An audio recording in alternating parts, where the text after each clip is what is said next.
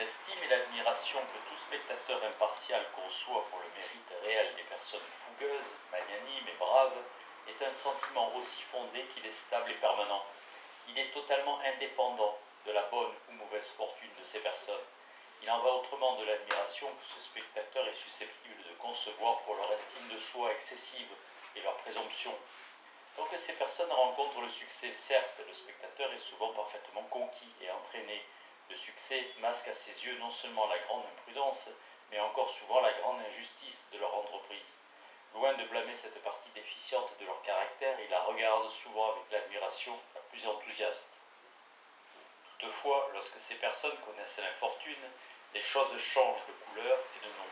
Ce qui auparavant était magnanimité héroïque reprend sa qualification propre de témérité extravagante et de folie, et la noirceur de l'avidité et de l'injustice autrefois cachée derrière la splendeur de la prospérité se dévoile tout entière au regard et souille l'éclat de leur entreprise. César eût-il perdu plutôt que gagné la bataille de Pharsale, c'est à peine au-dessus du caractère de Catilina que le sien serait placé à présent. C'est lors de la bataille de Pharsale, où il écrasa son rival Pompée, que César gagna la guerre civile romaine. L'homme le plus faible verrait son entreprise dirigée contre les lois de son pays sous des couleurs plus noires que ne la vit peut-être. Caton, lui-même, à son époque, avec toute l'animosité d'un homme de parti, on reconnaîtrait le réel mérite de César, la justesse de son goût, la simplicité et l'élégance de ses écrits, la propriété de son éloquence, son talent de guerrier, sa résistance face à la détresse, son jugement calme et pondéré face au danger, sa fidélité envers ses amis, sa générosité sans exemple envers ses ennemis. Tout de même qu'on reconnaît à notre époque le réel mérite de Catilina, qui possédait de nombreuses grandes qualités. Mais l'insolence et l'injustice de son ambition avide noircirait et éteindrait totalement la gloire de ce réel mérite. La fortune a sur ce point, comme sur d'autres qui ont déjà été mentionnés, une grande influence sur les sentiments moraux du genre humain. Selon qu'elle est favorable, au contraire, elle peut faire du même caractère l'objet d'une admiration et d'un amour généreux ou d'une haine, et d'un mépris universel. Ce grand désordre de nos sentiments moraux n'est toutefois pas sans utilité, et nous pouvons, en cette occasion, comme en beaucoup d'autres, admirer la sagesse de Dieu, même dans la faiblesse et la folie de l'homme. Notre admiration pour le succès est fondée sur le même principe que notre respect pour la richesse et la grandeur, et elle est également nécessaire à l'établissement de la distinction des rangs et de l'ordre de la société. Par cette admiration pour le succès, nous apprenons à nous soumettre plus facilement au supérieur que le cours des affaires humaines que nous assigner, à regarder avec respect et même parfois avec une sorte d'affection déférente cette violence favorisée par la fortune à laquelle nous ne sommes plus capables de résister. Qu'il s'agisse de la violence de caractère aussi splendide que ceux d'un César ou d'un Alexandre, ou de la violence des barbares les plus brutaux et les plus sauvages, tels un Attila, un Gengis ou un Tamerlan. Le gros du genre humain est naturellement disposé à regarder tous ces formidables conquérants avec une admiration étonnée, quoique sans aucun doute faible et fantasque. Et par cette admiration, les hommes apprennent à acquiescer avec moins d'opposition au gouvernement qu'une force irrésistible leur impose et de laquelle aucune opposition ne pourrait les délivrer. Bien que l'homme ayant une estime de soi excessive puisse, dans la prospérité, sembler parfois avoir un avantage sur l'homme de vertu, exact et modeste, bien que l'applaudissement de la multitude et de ceux qui les observent seulement de loin sont souvent plus sonores en faveur du premier que du second. Cependant, tout compte fait, l'avantage est peut-être dans tous les cas, et de beaucoup, du côté du second. L'homme qui ne s'attribue pas et ne souhaite pas se voir attribuer d'autres mérites que celui qui lui appartient réellement ne craint ni d'être humilié, ni d'être découvert. Il se tient satisfait et assuré de la vérité et de la solidité indéniable de son caractère. Ses admirateurs peuvent bien n'être ni très nombreux, ni très bruyants dans leurs applaudissements. L'homme le plus sage qui le regarde de plus près et qui le connaît le mieux est celui qui l'admire le plus. Chez un homme réellement sage, l'approbation judicieuse et bien pesée d'un seul autre sage donne au cœur une satisfaction plus forte que tous les applaudissements bruyants de 10 000 admirateurs ignorants mais enthousiastes. Cet homme peut dire ce que dit Parménide lorsque, lisant un discours de philosophie devant une assemblée publique à Athènes, observant que toute la compagnie avait déserté à l'exception de Platon, il continua malgré tout à lire et affirma que Platon à lui seul était un auditoire suffisant. Il en va autrement pour l'homme ayant une estime de soi excessive. Les sages qui le regardent de plus près sont les hommes qu'il admire le moins. Dans l'ivresse de la prospérité, l'estime posée et juste des sages est tellement en deçà de l'extravagante admiration qu'il a pour lui-même, qu'il la tient pour pure malveillance et envie. Il suspecte ses meilleurs amis. Leur compagnie lui devient désagréable. Il les éloigne de lui et souvent récompense leur service non seulement avec ingratitude, mais encore avec cruauté et injustice. Il abandonne sa confiance aux flatteurs et aux traîtres qui feignent d'idolâtrer sa vanité et sa présomption, si bien que son caractère, au début aimable et respectable dans l'ensemble, malgré certains défauts, devient à la fin méprisable et odieux. Dans l'ivresse de la prospérité, Alexandre tua Clitus pour avoir préféré les exploits de son père Philippe aux siens. Il fit mourir Callisthène dans les supplices pour avoir refusé de l'adorer à la manière des Perses. Il assassina le grand ami de son père, le vénérable Parménion, après avoir préalablement envoyé à la torture puis à l'échafaud, sur les soupçons les moins fondés, le seul fils encore vivant de ce vieillard, les autres ayant tous péri à son propre service. C'était ce Parménion dont Philippe avait l'habitude de dire que les Athéniens avaient beaucoup de chance de pouvoir trouver 10 généraux chaque année, tandis que lui n'avait trouvé que toute sa vie que l'unique Parménion. C'était sur la vigilance et l'attention de ce Parménion qu'il se reposait en tout temps avec confiance et sécurité, et dont il disait souvent dans ses heures de gaieté et d'enjouement « Buvons, mes amis, buvons sans inquiétude, car Parménion ne boit jamais ». C'était toujours ce même Parménion dont la présence et le conseil, a-t-on dit, permirent à Alexandre de remporter toutes ses victoires, et sans lesquelles il n'aurait pas gagné une seule bataille. Les amis humbles, obséquieux et flatteurs auxquels Alexandre laissa le pouvoir et l'autorité après lui se partagèrent son empire, et après avoir ainsi dérobé son héritage à sa famille, en mirent successivement à mort tous les membres, quel qu'était leur sexe.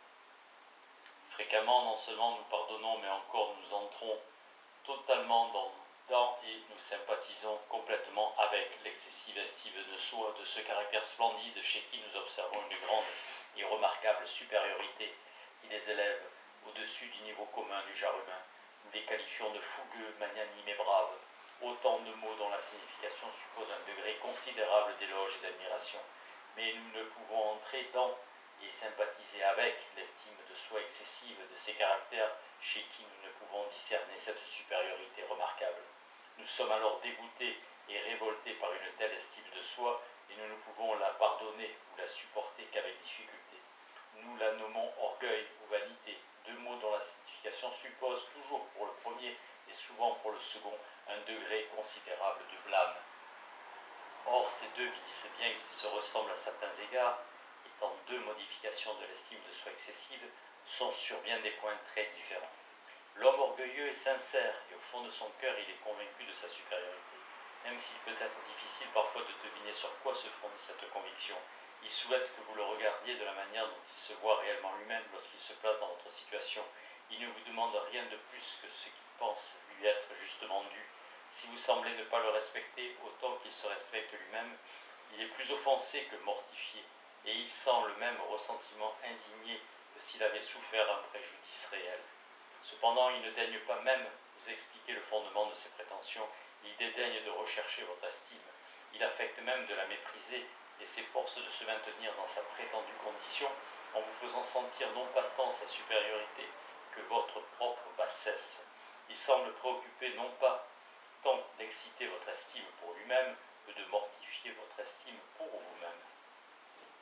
L'homme vaniteux n'est pas sincère et au fond de son cœur il est très rarement convaincu de cette supériorité qu'il souhaite que vous lui attribuez.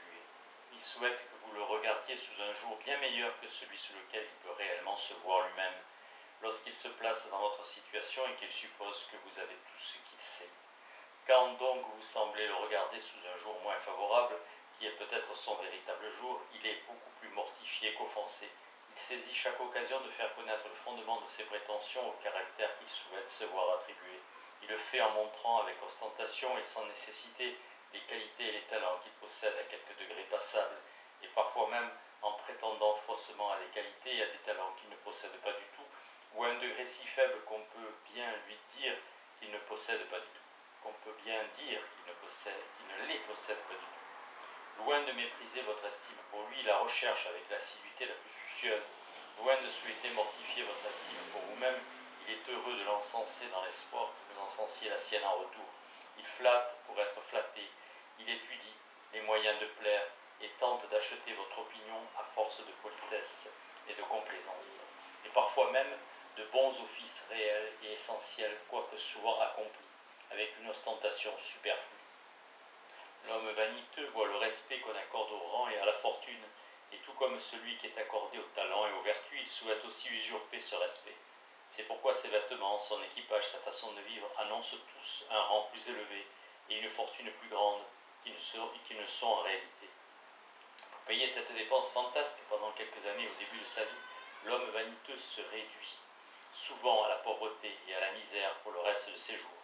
Toutefois, tant qu'il peut soutenir la dépense, sa vanité se délecte à le voir non pas de la manière dont vous le verriez si vous saviez tout ce qu'il sait, mais de la manière dont il imagine qu'il vous a adroitement conduit à le voir. De toutes les illusions liées à la vanité, celle-ci est un peu plus commune et la plus commune.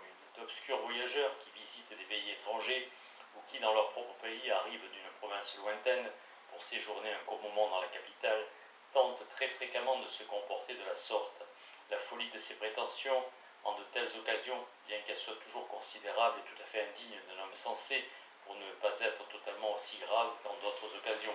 Si leur séjour est court, ces voyageurs peuvent échapper à la disgrâce d'être découverts, et après s'être laissés aller à leur vanité, pendant quelques mois ou quelques années, ils peuvent retourner chez eux et réparer par la parcimonie de leur comportement futur le gaspillage de leur profusion passée. L'homme orgueilleux peut très rarement être accusé de cette folie. Le sens de sa propre dignité le rend soigneux de préserver son indépendance. Si sa fortune n'est pas grande, quoiqu'il souhaite rester décent, il s'attache à être frugal et attentif à toutes ses dépenses. Les dépenses ostentatoires de l'homme vaniteux lui sont hautement désagréables. Peut-être parce que ses propres dépenses s'en trouvent éclipsées. Elles provoquent son indignation par leur insolente prétention à un rang usurpé, et il n'en parle jamais sans les accabler des reproches les plus durs et les plus sévères. L'homme orgueilleux ne se sent pas toujours à l'aise dans la compagnie de ses égaux, et encore moins dans celle de ses supérieurs. Il ne peut se défaire de ses prétentions hautaines, mais il n'ose pas les faire connaître tant l'air et la conversation de cette sorte de compagnie l'emplissent d'une crainte respectueuse. Il a besoin d'une compagnie plus humble, pour laquelle il a peu de respect, qu'il préférerait ne pas fréquenter, et qui ne lui est pas agréable, la compagnie de ses inférieurs, de ses flatteurs, de ses subordonnés. Il rend rarement visite à ses supérieurs, ou s'il le fait, c'est parce qu'il veut montrer qu'il mérite de vivre dans une telle compagnie, plus que parce qu'il en tirerait une réelle satisfaction. On peut dire de lui ce que Lord Clarendon disait du comte d'Arundel, qu'il se rendait parfois à la cour parce que là seulement il pouvait trouver un homme qui lui soit supérieur, mais aussi qu'il y allait très rarement justement parce qu'il y trouvait un homme qui lui était supérieur. Il en va tout autrement de l'homme vaniteux. Il recherche la compagnie de ses supérieurs autant que l'homme orgueilleux la fuit. Il semble penser que leur splendeur réfléchit son éclat sur ceux qui les fréquentent assidûment. Il hante la cour des rois et les réceptions des ministres. Il se donne l'air d'être un candidat à la fortune et aux faveurs, alors qu'en réalité possède le bonheur bien plus précieux. Si seulement il savait en jouir, de ne pas en être un. Il aime être admis à la table des grands, et il aime plus encore exagérer devant les autres cette familiarité dont on l'honore. Il se lie autant qu'il peut avec des gens à la mode, avec ceux qui sont supposés guider l'opinion publique, ceux qui sont connus pour leur esprit, leur savoir ou leur popularité. Et il fuit la compagnie de ses meilleurs amis, dès que le cours incertain de la faveur publique leur devient un peu hostile. Avec les gens auxquels il souhaite se recommander, il n'est pas toujours très délicat quant aux moyens qu'il emploie. Une ostentation superflue, des prétentions infondées, un acquiescement constant, des flatteries fréquentes, encore qu'il s'agisse plus souvent de flatteries plaisantes et vives que de flatteries grossières et exagérées, propres à un parasite. L'homme orgueilleux, au contraire, ne flatte jamais et est fréquemment à peine civil envers qui que ce soit. Toutefois, malgré toutes ces prétentions infondées, la vanité est presque toujours une passion vive, gaie et très souvent d'un bon naturel. L'orgueil est toujours une passion grave, morne et sévère. Même les tromperies de l'homme vaniteux sont toutes des tromperies innocentes qui ont pour dessein de l'élever et non pas d'abaisser les autres. L'homme orgueilleux, rendons-lui justice, se laisse très rarement aller à la bassesse de la tromperie. Mais lorsqu'il le fait, ces tromperies sont loin d'être aussi innocentes. Elles sont toutes malveillantes et ont pour dessein d'abaisser les autres. Il est rempli d'indignation face à la supériorité injuste, pense-t-il, qu'on leur reconnaît. Il les regarde avec malveillance et envie, et souvent il s'efforce autant qu'il peut, quand il parle d'eux, d'affaiblir et de diminuer les fondements sur lesquels leur supériorité est supposée reposer. Si quelques fables calomnieuses circulent contre eux, bien qu'il les invente rarement lui-même, il prend souvent plaisir à les croire. Il ne se prive pas de les répéter, parfois même avec un certain degré d'exagération. Les pires tromperies de la vanité sont toutes ce que nous nommons des petits mensonges, celles de l'orgueil, s'il abaisse à mentir, sont toutes du caractère opposé. Notre aversion envers l'orgueil et la vanité nous dispose généralement à classer les personnes que nous accusons de ces vices au-dessous du niveau commun. Mais en jugeant ainsi, je pense que nous faisons fréquemment erreur. L'homme orgueilleux comme l'homme vaniteux sont souvent, et peut-être le plus souvent, très au-dessus du niveau commun, bien qu'ils n'en soient pas si au-dessus que le premier croit réellement et que le second souhaite faire croire. Si nous les comparons à leurs propres prétentions, ils peuvent apparaître comme les justes objets du mépris. Mais si nous les comparons à ce que sont réellement la plupart de leurs rivaux et concurrents, ils peuvent apparaître tout autrement et très au-dessus du niveau commun. Lorsque cette supériorité est réelle, l'orgueil est fréquemment accompagné de nombreuses vertus respectables, de vérité, d'intégrité, d'un sens élevé de l'honneur, d'une amitié cordiale et stable, de la fermeté, de la résolution les plus inflexibles.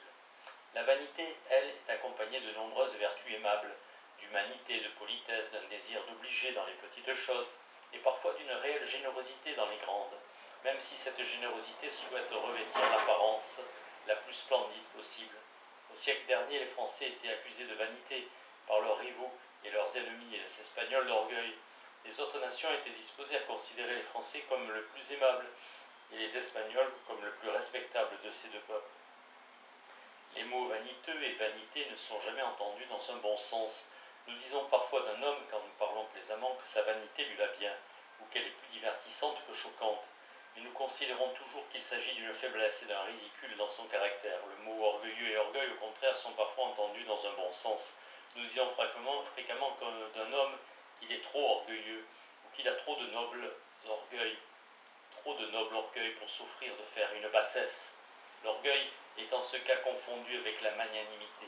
Aristote, un philosophe qui assurément connaissait le monde, en peignant le caractère de l'homme magnanime, lui donne beaucoup des traits qui, dans les 2 derniers siècles, furent communément attribués au caractère espagnol. Il est réfléchi dans toutes ses résolutions, lent et même tardif dans toutes ses actions. Il a une voix grave, un discours réfléchi, un pas et des mouvements lents. Il semble indolent et même paresseux, très peu disposé à s'occuper de petites choses, mais prêt à agir avec la résolution la plus déterminée et la plus vigoureuse dans toutes les grandes et illustres occasions. Il n'aime pas ou n'est pas enclin à s'exposer à des petits dangers, mais affronte les grands dangers. Et lorsqu'il s'expose ainsi, c'est toujours sans aucun souci de sa propre vie. L'homme orgueilleux est communément trop satisfait de soi pour penser que son caractère demande quelques amendements. Celui qui se sent parfait méprise très naturellement toute amélioration. La suffisance de son estime de soi et l'absurde présomption de sa supériorité l'accompagnent communément de la jeunesse jusqu'à l'âge le plus avancé, et il meurt, comme le dit Hamlet, avec tous ses péchés sur sa tête, sans onction et sans viatique. Il en va souvent autrement de l'homme vaniteux.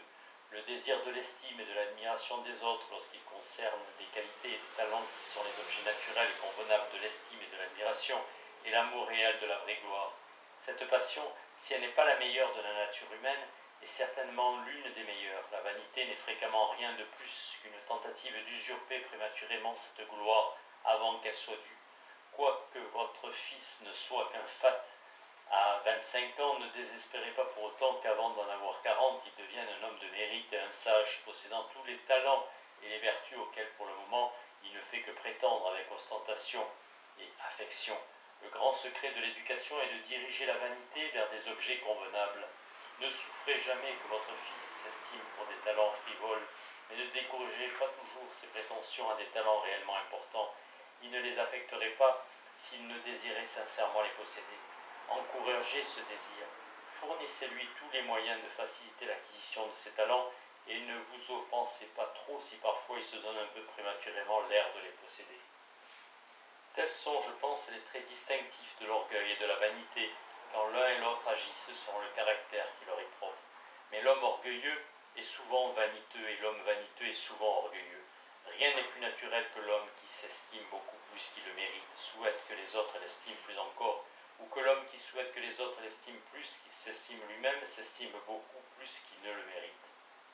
Si ces deux vices étant fréquemment présents dans un même caractère, leurs traits respectifs sont nécessairement confondus.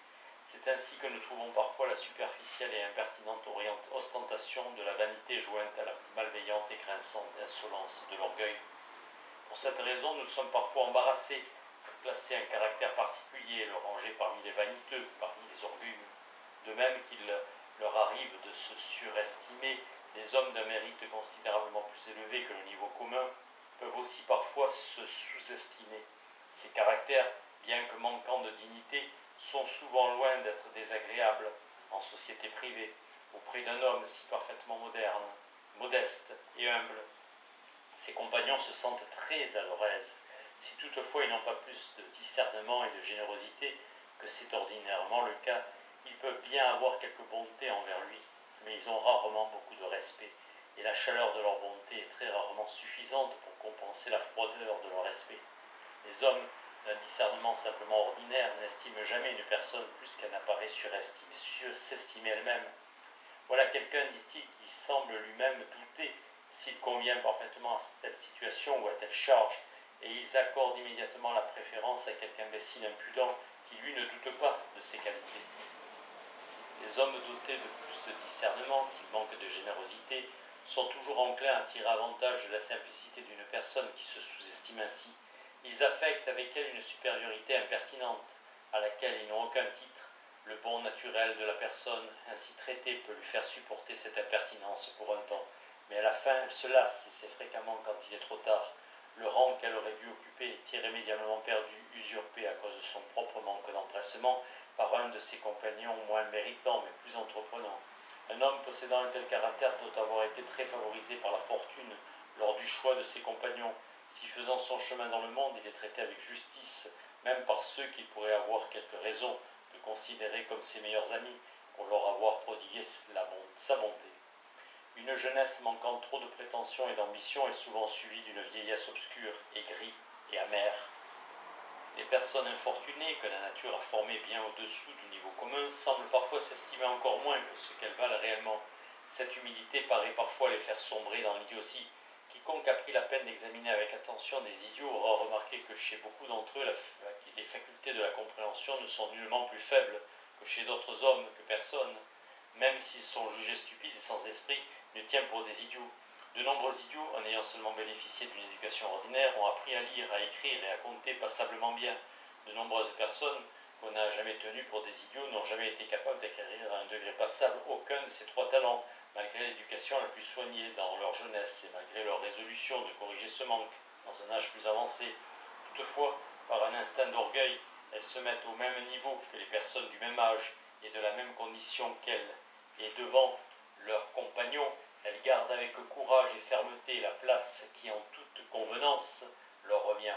Par un instinct opposé, l'idiot se sent inférieur à toute compagnie qu'on lui présente. Si on le maltraite, ce à quoi il est extrêmement exposé, il peut être poussé aux plus violentes crises de rage et de fureur, mais aucune civilité, aucune bonté ou aucune indulgence ne peut jamais le conduire à converser avec vous comme avec un égal. Si néanmoins vous pensez l'amener à converser avec vous, vous trouverez souvent ces réponses suffisamment pertinentes et même raisonnables. Mais elles seront toujours marquées par la conscience claire de sa grande infériorité. L'idiot semble se recroqueviller, et si l'on peut dire fuir devant votre regard et votre conversation, il semble sentir, quand il se met à votre place, que malgré votre apparente indulgence, vous ne pouvez vous empêcher de le considérer comme vous étant immensément inférieur. Certains idiots, peut-être la plupart d'entre eux, semblent se comporter ainsi principalement ou entièrement à cause d'un certain engourdissement ou d'une certaine torpeur de leurs facultés de compréhension. Mais il en existe d'autres chez qui ces facultés ne semblent pas plus engourdies ou torpides que chez beaucoup de personnes qui ne sont pas tenues pour des idiots.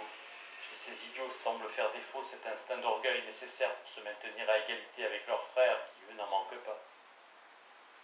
Le degré d'estime de soi qui contribue le plus au bonheur et au contentement de la personne qui éprouve cette estime de soi semble donc aussi être le degré le plus agréable au spectateur impartial.